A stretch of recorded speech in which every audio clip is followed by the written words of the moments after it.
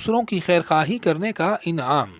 رسول اللہ صلی اللہ علیہ وسلم نے سیدنا ابو ہریرہ رضی اللہ تعالیٰ عنہ کو ایک موقع پر بہت اہتمام کے ساتھ 5 نصیحتیں فرمائیں۔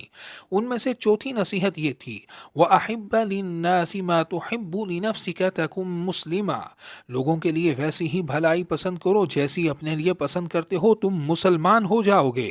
رحمت الہی سے نبی کریم صلی اللہ علیہ وسلم تمام جہان کے لیے رحمت ہیں، خصوصاً اپنی امت پر بہت ہی مہربان ہیں، کرم فرماتے ہیں، امت کی بھلائی بہت زیادہ چاہتے ہیں۔ امت کی مشقت سے آپ صلی اللہ علیہ وسلم کے قلب مبارک پر بوجھ آتا ہے، حاجت مندوں کی ضرورتیں پوری فرماتے ہیں، اور جن ناداروں کا کوئی بوجھ نہ اٹھائے آپ ان کا بوجھ اٹھاتے ہیں۔ جامع الفاظ میں یوں کہہ لیجئے کہ آپ صلی اللہ علیہ وسلم امت کے نہایت خیر خواہ یعنی بھلا چاہنے والے ہیں۔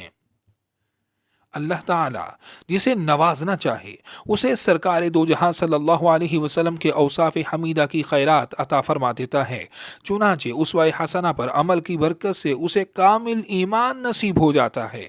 سرور عالم صلی اللہ علیہ وسلم نے سیدنا ابو ہریرہ رضی اللہ تعالیٰ عنہ اور آپ کی وساطت سے تمام امت کو اپنا پسندیدہ وصف خیرخواہی اختیار کرنے کی نصیحت فرمائی کہ لوگوں کے لیے ویسی ہی بھلائی پسند کرو جیسی اپنے یہ پسند کرتے ہو، اور بشارت دی کہ اس خوبی کی برکت سے اسلام کا کمال نصیب ہوگا۔